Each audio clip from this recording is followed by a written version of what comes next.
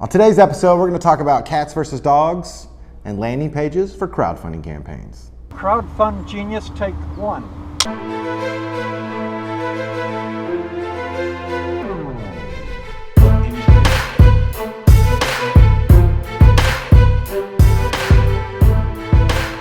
How's it going? I'm ZacBob, the host of CrowdFund Genius and CrowdFund Genius Live.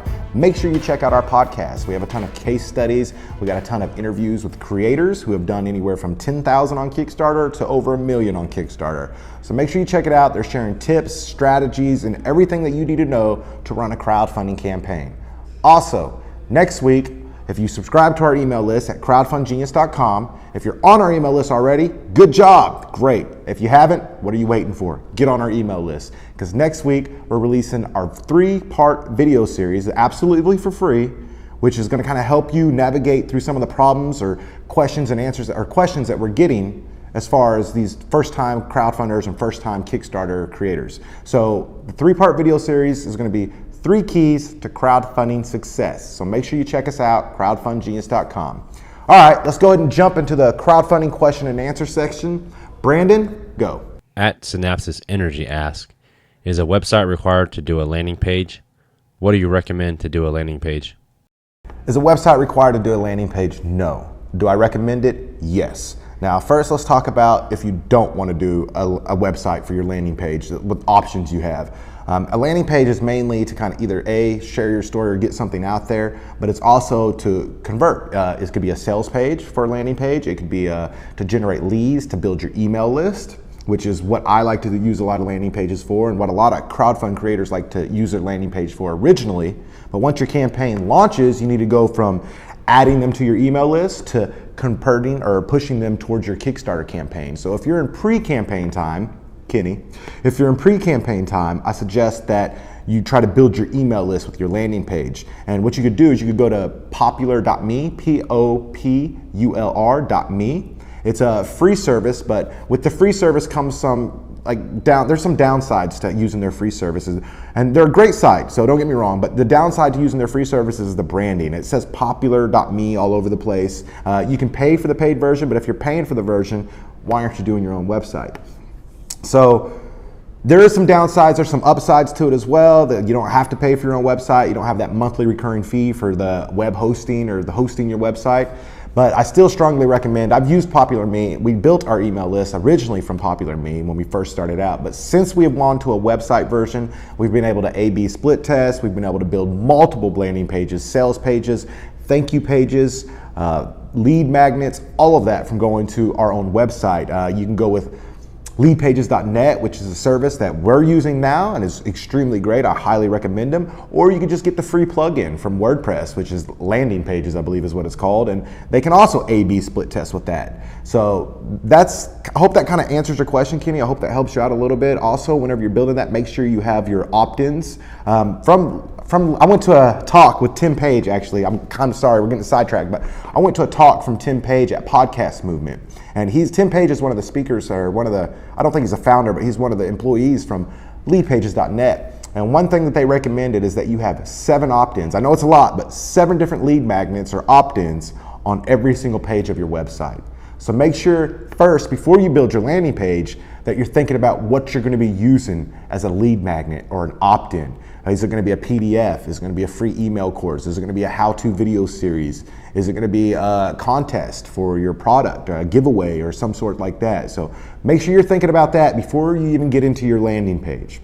All right, let's go with question number 2, Brandon. I know I need a landing page, but I worry about telling the full picture of my product weeks before the campaign could kill the buzz. Suggestions?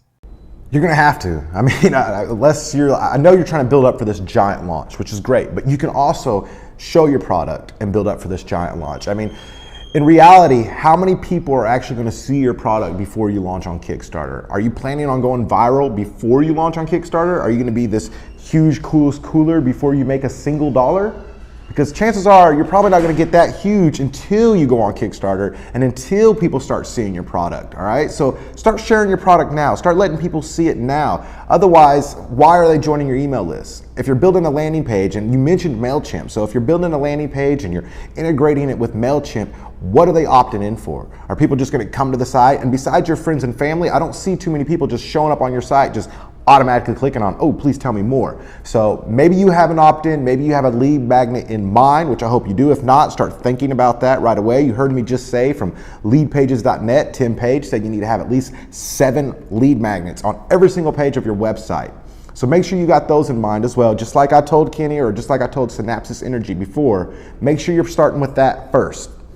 And you're gonna have to show the pictures, and the reason why I kind of already went into is like, they wanna see it. That's what people are coming to you for. That's why people are coming to your campaign, because they wanna see that product. They wanna know what it is that they're gonna be backing. And you can still build buzz around that. You can still sneak and lead them in. Just don't tell them when you're launching.